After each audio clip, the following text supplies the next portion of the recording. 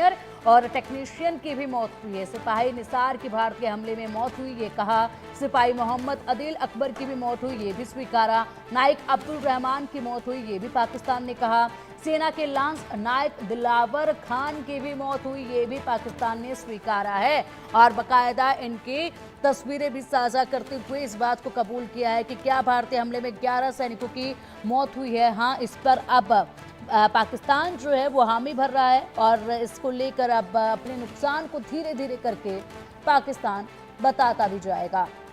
इससे पहले जितनी दफा देखा गया, पाकिस्तान ने हर तरह के नुकसान को लेकर साफ तौर पर मना किया कि ऐसा नहीं हुआ है, ये नहीं हुआ है, लेकिन अब जो है वो पाकिस्तान खुद स्वीकार कर रहा है। त्यागी सर, बात पूरी कीजिएगा।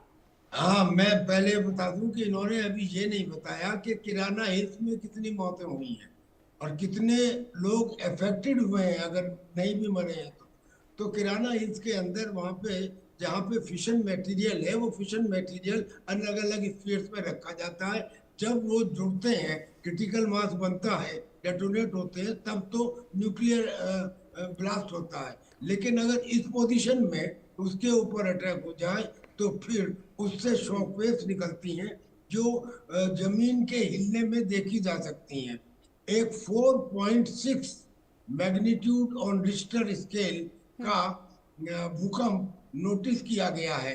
पता नहीं कर्नल बैंक ने आपको बताया या नहीं बताया, मैं जी, एक मिनट लेट पड़ा मयंक था। मयंक सर ने भी इसका बखूबी जिक्र किया और बताया कि इसके पीछे की दो वजह हो सकती हैं और उनमें जो नुकसान एक हुआ है उसको लेकर भी बखूबी बताया है, डिफरेंस भी इसमें बताया है। लेकिन आप बात अच्छा पूरी कीजिएगा, उसी के बाद जो है आपकी इस राय पर मयंक जी से मैं जानना चाहूंगी सर।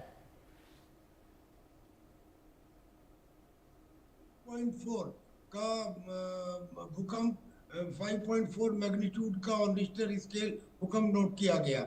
यानी कि जो जो कैजुअलिटीज हुई हैं, वो कैजुअलिटीज ये केवल 11-12 सैनिकों की नहीं है। ये तो पाकिस्तान की आदत है कि नुकसान को अगर 100 हुआ है तो उसे 2 बताना, अगर उसकी वजह से हिंदुस्तान का एक सिपाही मारा गया है तो उसे 100 बताना, ये उसकी आदत है। बल्कि अब तो उसकी आदत ऐसी हो गई है कि कोई काम नहीं भी हुआ है तो बता दो। मैं उसके प्रोपेगेंडा का एक एग्जांपल देता हूँ। उन्होंने कहा कि हमने जम्मू एयरपोर्ट को निष्क्रिय कर दिया, उसको तबाह कर दिया।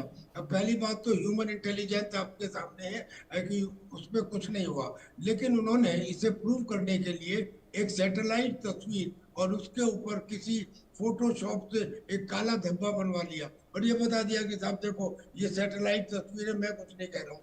लेकिन ये भूल गए कि इंटेलिजेंस ये कहती है कि जब कोई एक एक्शन होता है तो उसके साथ में एलाइड एक्टिविटी भी होती हैं। यानी कि अगर जम्मू के एयर पट्टी के ऊपर या रनवे के ऊपर बम पड़ा होता तो उसके आसपास की मट्टी भी, यानी कि सॉइल डिस्टरबेंस भी हुआ होता, खड्डा भी बना होता, वो कहीं नहीं दिखाई दे रहे और उसे कहते हैं कि साहब ये हमने उसको तबाह कर दिया।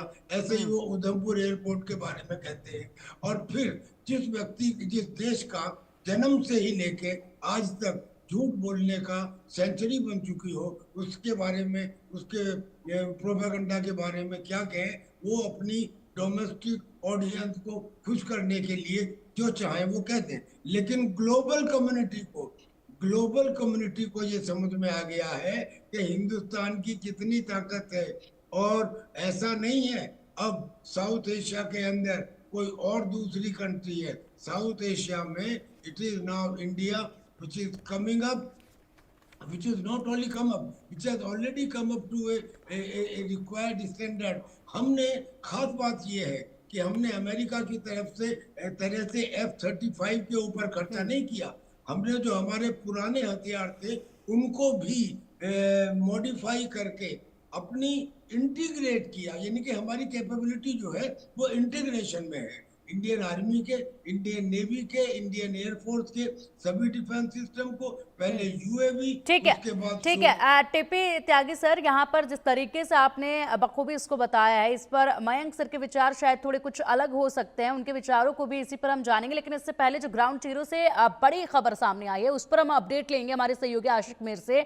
आशिक, पाकिस्तान ने 11 सैनिकों की मौत की बात को कबूल किया है और बताया है कि भारतीय हमले में 11 सैनिकों की मौत हुई। सेना के 6 हैं इसमें शामिल, एयरफोर्स के 5 सैनिक इसमें शामिल बताए जा रहे हैं पाकिस्तान की तरफ से। देखिए बिल्कुल पिंकी, जिस तरह से अब पाकिस्तान एक एक करके अपने सैनिकों की मौत की खबर दे रहा है और अभी तक फिलहाल 10 ऐसे सैनिक हैं जो कि वायुसेना के साथ भी थे और कहीं ना कहीं पाकिस्तानी सेना में शामिल भी थे। इनकी मौत की पुष्टि जो है अब पाकिस्तान ने की है, क्योंकि हमने देखा कल किस तरह से भारत के प्रधानमंत्री नरेंद्र मोदी ने कड़े अल्फाजों में जो है आतंकवाद की निंदा की और जो भी आतंकवाद को समर्थन करता है तो उस देश के खिलाफ किस तरह से कार्रवाई होगी, ये प्राइम मिनिस्टर के भाषण में देखा गया। और ये भी कहा गया कि अगर दुनिया में कहीं भी आतंक की घटना घटती है तो उसके तार जो है पाकिस्तान से ही क्यों जुड़ते हैं, ये सबसे बड़ा कंसर्न पूरे विश्व के लिए है। फिलहाल जिस तरह से पाकिस्तान आतंकियों को समर्थन देने की बात कर रहा है और लगातार पाकिस्तान जो है हाफिज सईद या मसूद अजहर जैसे आतंकियों को पुष्टपनाही कर रहा है, तो इसके चलते जो भारत ने कड़ा स्टैंड लिया है, क्योंकि अभी तक जो है 9 आतंकी ठिकानों को ध्वस्त किया गया है जिनमें कई सारे आतंकी मारे गए हैं, लेकिन जिन अगर हम देखें जो संख्या बताई जा रही है, कई सारे ऐसे टेरर नेटवर्क अभी भी पाकिस्तान में चल रहे हैं जिन्हें ध्वस्त करने की जरूरत है, क्योंकि लगातार जम्मू कश्मीर और पूरे देश में ठीक है आशिक, फिलहाल एक और बड़ी जानकारी सामने आ रही है, उसका रुख करेंगे। पाकिस्तान का झूठ अब एक बार फिर से बेनकाब हो गया है। रावलपिंडी और लाहौर के अस्पताल जो हैं वो फुल